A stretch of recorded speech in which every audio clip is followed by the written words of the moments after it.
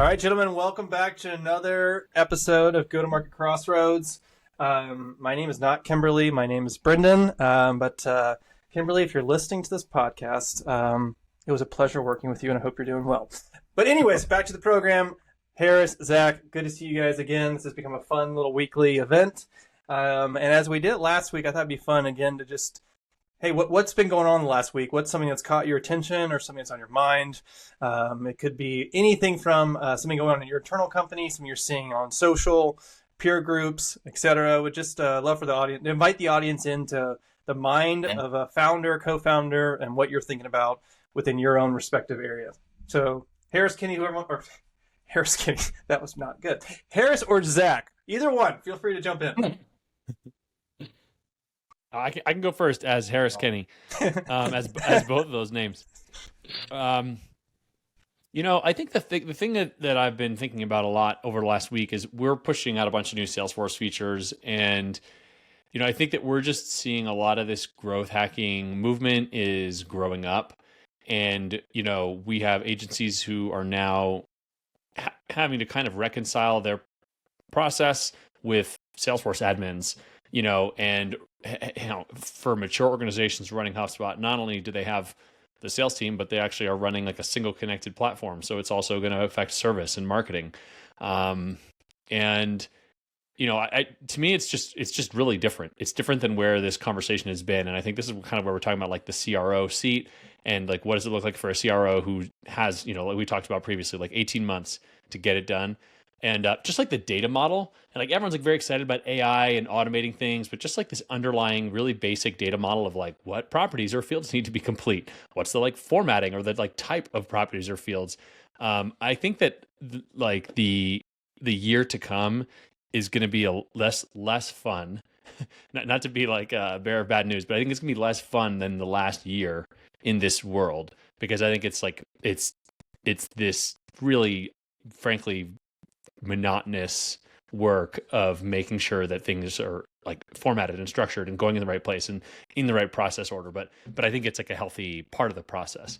But that's what I've been thinking lately. Just lots of email threads, customer support threads, conversations on calls, and even like in WhatsApp groups, people are being like, "Hey, does anybody know how this works?" One of my customers was asking about it. So that's kind of what I'm seeing right now. Yeah. That's awesome. Shout out Kimberly again if you're listening. I think maybe some like breaking news, slightly different, but Clay, who I think we've had in this conversation a lot and like kind of talking about this new paradigm we're entering, they just announced this morning they're doing a community equity offering. Yeah. Which I think is a really cool development. And like I think, and like this is almost like a topic for its own of just like community, and like again, you're gonna slap me on the wrist, Brendan. I think we're talking about the tactical practitioner and like the go-to-market engineer, and like we're starting to develop like this new function and this new practice, and like community is gonna be a huge part of that, because like this thing is kind of like evolving and it's a living and breathing. Like we're kind of defining this as we go, and there's a lot of different pieces of this new stack that are kind of coming together, and I just think community is going to be a huge part of that. And I think like, kudos to Clay for like making a big move there and like trying to cement themselves at the center and like be a part of it and let their customers and partners participate in that way. So like, I thought that was pretty cool to see. And I think, just like, I think it's going to be a big part of like, and I think we're trying to do a little bit of it here, like start a conversation, and like we all got to figure this out together. There's going to be a lot of puzzle pieces that come together to ultimately like make us, our customers, and everyone successful. And so, I was excited to see that. Yeah, I think Clay has definitely embraced the user-generated content with a community-led go-to-market motion. And I mean, basically the community is their sales team. And so it kind of makes sense that they are embracing that and like just doubling down. So I think it's a really cool approach. And I think even Harris, what you were just talking about too on the, it's funny, guys, I'm not cheating on you, but I do have another podcast. And I was talking to Sangram this morning from Go-to-Market Partners, and he had this thought, and I've been thinking about it. And so that was redundant, but he shared an idea that I've been thinking about, which is he said the RevOps is the second most important function behind the CEO in the organization, which I don't know if that's true or not yet, but it speaks into what you were just describing, Harris, which is at the foundation, you have a data model, and someone needs to be able to be the translator of taking that data, and then how do you really action that and weaponize that and drive alignment between all phases of the organization, from sales, marketing, CS, but also finance. And so it was an interesting take that I've been thinking about. I can use that as one thought. The second thought that I've been pondering is, other podcasts. I was talking to John Dick, SVP of Customer Success at HubSpot, and one of the things that he was really alluding to is, if you know HubSpot's flywheel, the last phase of it is delight. And he said, actually, I'm thinking there's an evolution of delight to deliver, and this paradigm shift in this new world that we live in, that we constantly have to be delivering if we want to keep customers. And so this idea of retention is really around usage and adoption and making sure that we put heavy focus on that piece. And if we lose sight of that and we don't serve the customer, they will no longer be the customer. So as all these things are starting to change with go-to-market, some things never change. And it was just a good reminder, and we even talked about this a little bit last time, is this idea of the experience and the trust and the value we create has to stay front and center with anybody that we serve. So that was a good reminder for me. Yeah.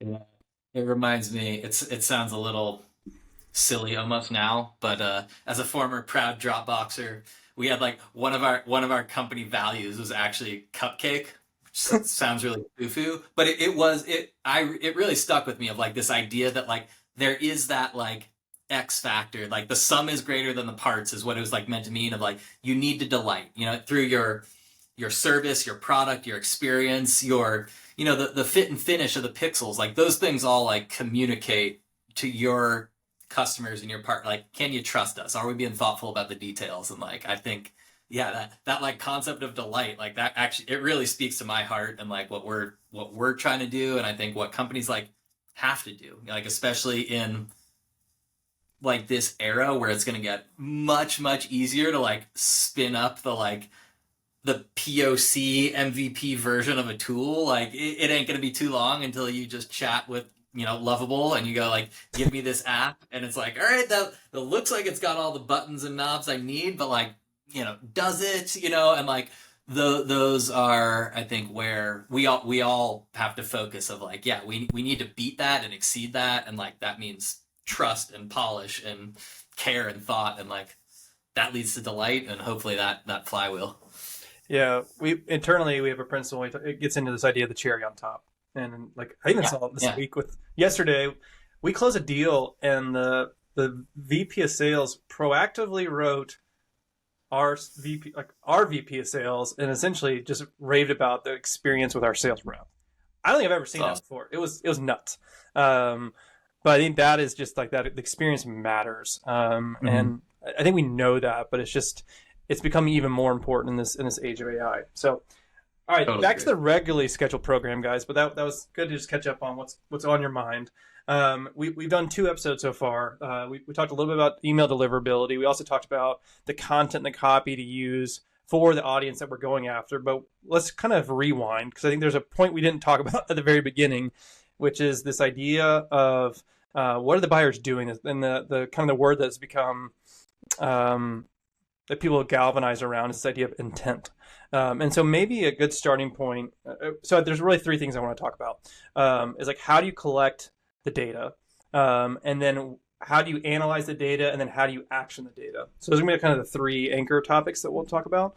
But before we get into those 3, let's actually clarify what the heck intent data is. Because I think some people know it that are more on the go-to-market engineering side. But for those that are, CROs that are kind of embracing this new world that we're living in, how about one of you guys just starts us off with what the heck is intent data, and like what are the different ways we can think about intent data?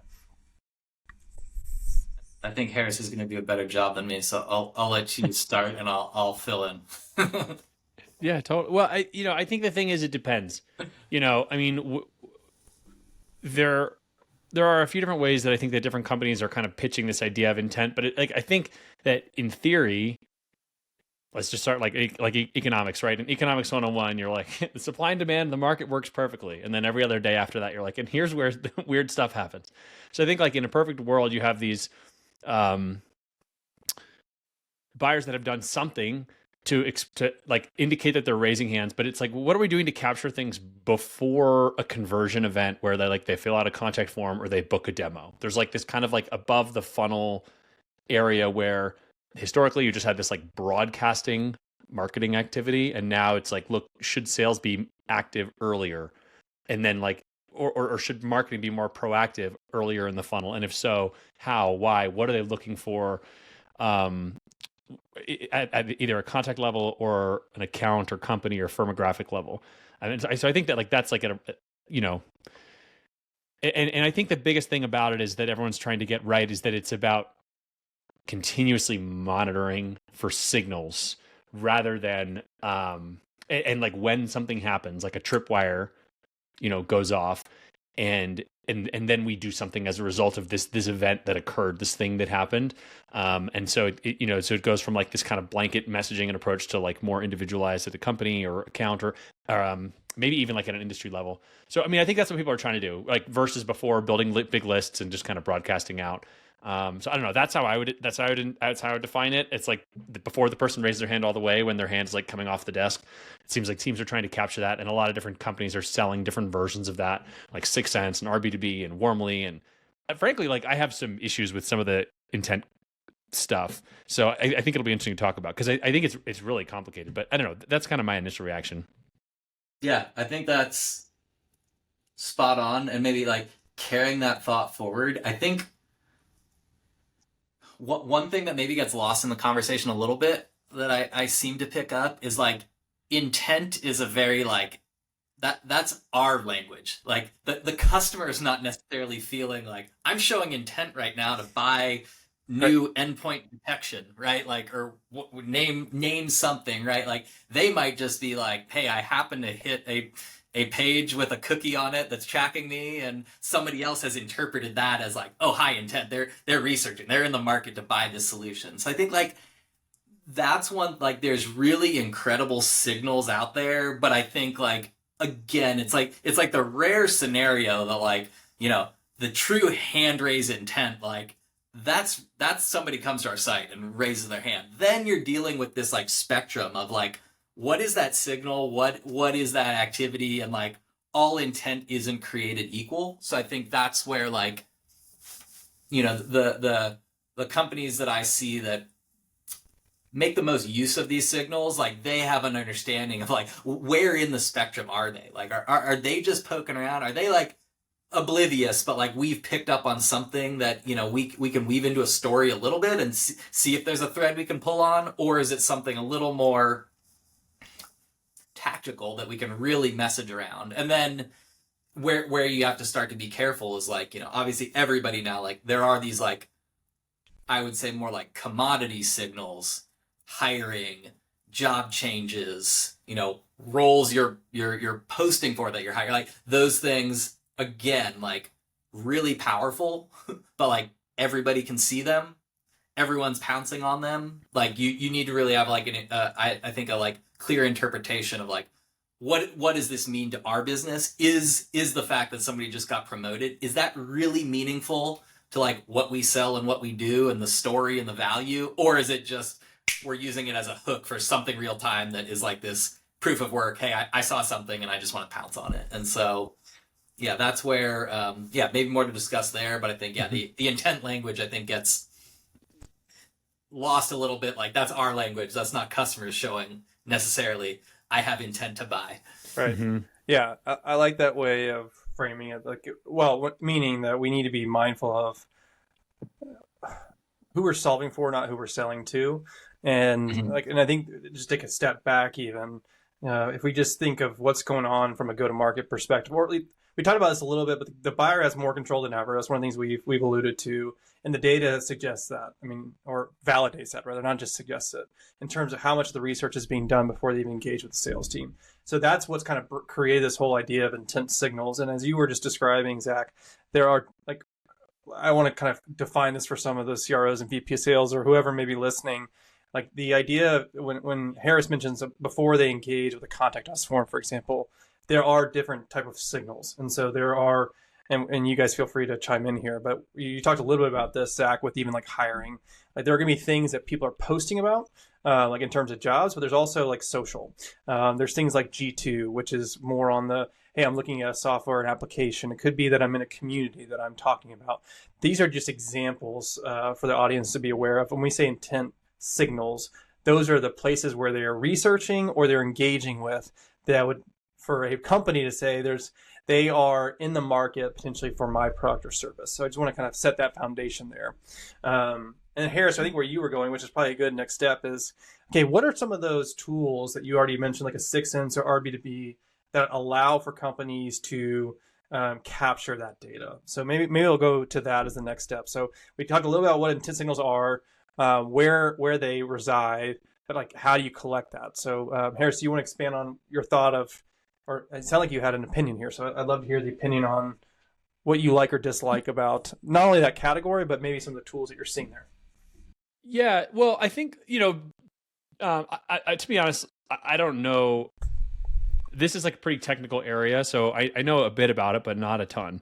The way most of these tools work is you have like a JavaScript snippet of code that you put on your website through like a Google Tag Manager, and they're taking site visit, the vendors are taking site visits, and then they're using it to kind of they have their own data, and they're kind of matching it off and saying, listen, like these events occurred. You had a site visitor. We're going to de-anonymize that visitor. We believe that visitor to be this person. I think all of these companies are trying to solve problems for people. I have no like beef with any of the people or what they're trying to do, but like my general skepticism is, I feel like the answer I haven't heard really well answered yet is, why do you get credit for this conversion? Yes, you identified this intent signal, but like it's almost like they're front running. It's like a parade is happening, and then it's like a parade is like about to leave, right? And then they're like standing by the door, and they like jump out of the door in front of the parade, and then they're the one like holding the baton and being like, look at this lead we just brought in. And it's like, well, yeah, but like you were just the like kind of the last one to touch it. You kind of like, it's like front running ahead of where the normal marketing attribution would have picked up and said where the lead came from. I'm like, well, actually, this is, I don't want to mention any like specific names, but this is a Toasty lead, this is a Toasty lead that came in. And so Toasty gets credit for finding the Toasty lead or whatever. And it's like, well, yeah, maybe, I don't know. So I'm not saying they don't deserve any credit for what they're doing. I just haven't heard a really compelling argument for like, where's the value add? Like, prove to me that had you not been there, this wouldn't have happened anyway. And so that's like my most skeptical take on it is like, look, these are people that are just taking their time bouncing around up here, and normal marketing is doing its thing, and then they come through, but these intent tools are taking credit for it when, and again, like, I'm not a deep expert in this, but I've used a number of them before, and that's just kind of like my general take on it. Tell me if you guys think I'm being unreasonable or if that's like uncharitable. I'll take the counter, maybe just to keep it going. I'd say like I agree with the like attribution is messy. I guess their argument would be to stick up for them and be like, well, you were gonna miss this, right? Like, the alternative is you don't know anything, and so are you better off having, again, messy data, an attribution problem, who gets credit, blah blah blah, what's the ROI?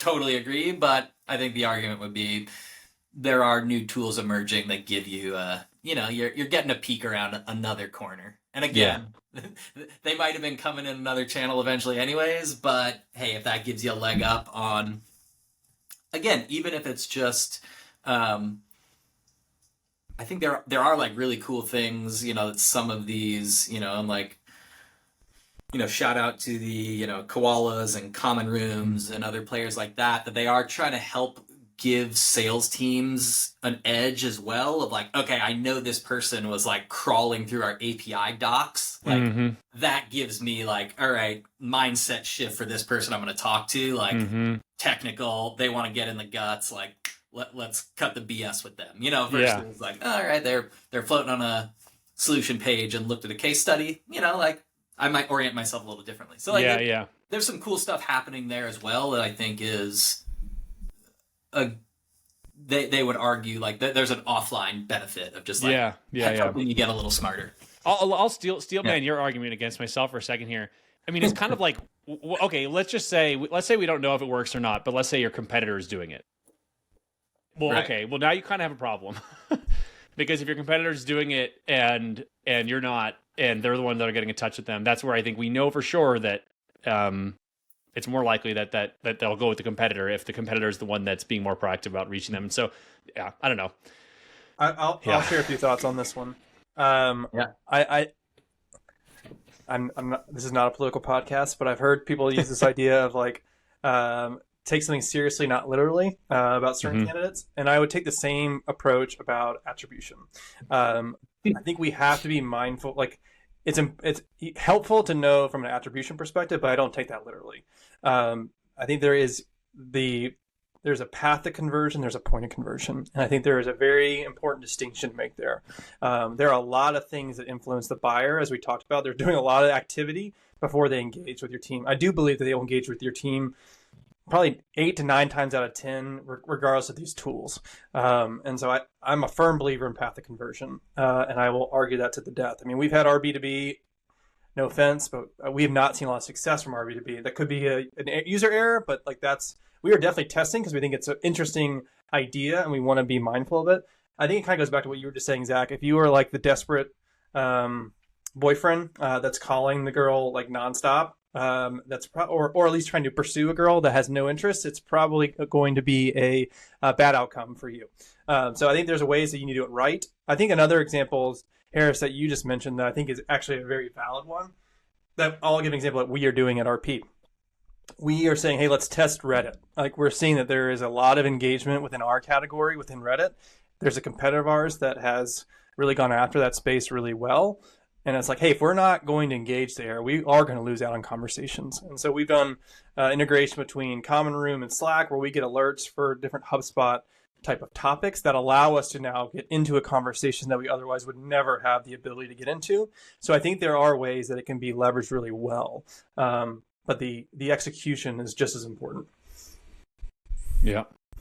Totally. Yeah, I think, the I like that idea of, the path to conversion, and like that's gonna look a little different for every business, and like all those signals you're taking in, they aren't all created equal, and like your process is kind of dictate, like, are these things we pounce on right away, or are these things that kind of compound to that journey, and we're accruing that knowledge somewhere we can act on at X point where we decide it matters and we have something meaningful to say. But I think the mistake is like, all intent is good data. If we can find a way, if we can trace that back to a person, like they're ready, let's start hammering them. Like that's when you're not going to see the results you want. Yeah. Oh, go ahead. I was about to say something, but are you about to? Just like a quick thought on like, okay, but so is this demand capture or demand gen, right? I think like with intent, it seems like it's demand capture. Yeah. Right. Like you've got some existing funnel stuff and we're capturing it. And so to me, I think that's like an important distinction. So it's like, if you're looking to like drive net new growth, some of these, they're going to help like improving your conversion rates, but they're not necessarily going to like necessarily grow your funnel overall. And that's like a little piece that I feel like is missing. But I think it's like, what are you going to do about it? I like what you were saying before, Zach, about like, okay, if they're on this page, I'll say this. If they're on that page, I'll say that. That's where to me, it starts getting like more like, okay, we're doing something here with this data and we're more likely to win. The Reddit example is a great one too, Brendan. I think that's a really, really, really good example of, or like a parallel to think about of like, look, if you're not here, it's going to be harder to win, basically. Yeah. It's interesting. I agree that's a demand capture function. We've actually separated our marketing team into demand gen and demand capture. And so one is focused on the brand reputation and getting organic traffic, and the other side is focused really on how do we capitalize or convert on what has been generated from a top funnel. I'm not fully convinced it's the right approach, but we said, hey, let's test it. I do think it speaks to a broader problem around this whole idea of intent data, point of conversion, path of conversion topic. It's just, I think this goes back to the old playbook. and how we had a very segmented and siloed departments where marketing did this, sales did this. And there's a finite budget. Everyone's fighting for that budget, and their KPIs are really based off of certain things that just are not aligned with the current buyer journey. And if we don't fix some of those key fundamentals, then none of this really matters, candidly. When I say none of it matters, it's just we are going to be fighting for like these fiefdoms, I guess is the right way to frame that. And it's just like that kind of goes back to the, hey, here's the new playbook. This is like a tool that everyone needs to be mindful of and likely take advantage of. But how do you set it up? What are the right realistic expectations, and how do you drive the coordination between demand gen, demand capture, and ultimately the SDR or sales to ensure you can actually execute this campaign? Yeah. If we're still fighting about marketing says this is a website lead because that's when they finally said contact us, and sales is going, well, I emailed them 6 times and blah blah blah. If we're having that argument, like we lost the plot, to your point. Like you need to have orgs that are aligned around, all right, guess what, good news, we're talking to them now. Let's figure out ways to like make the right marketing investments and the right mix, but let's make sure it's always we're aligned as an org where we're not competing for the OKRs that have us in that argument. Yeah. Brendan, I want to give you guys credit for revpartners.io. I'll plug it. Go to the site. I really like the model that like left to right, the 6 squares. Sorry, I don't remember all the like names of it, but I really liked that visualization that you had on the RP site. And so to me that really lays out where this fits. To me, intent stuff is adjacent to customer success and onboarding. And so to me, like if it's competing for budget, that's what it's competing with. It's like, okay, well, yeah, we could convert these site visitors better, but we could also onboard better and improve our like first 30, 60-day activation. And so to me, those are like the closest to each other. It's not necessarily competing to like these further out. If we're using that RP like horizontal, if you're listening to this in audio, I'm sure it doesn't make any sense, but Brendan, you can probably explain it. But that model that you have on your site, to me, this makes a lot more sense when I think about it from that perspective. I appreciate that. The shout out to Colt, because Colt is the one that really designed that. Thanks to Sasha for designing it. I'm gonna actually put this point at you guys, and we can maybe wrap this up for this episode. I think this will help kind of flesh this whole idea out around intent signals. Why are you doing this podcast? Great question.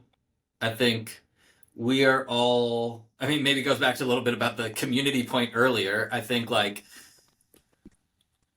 ironically, we're charting into this territory, more AI, more tech, but people are hunting for like authenticity.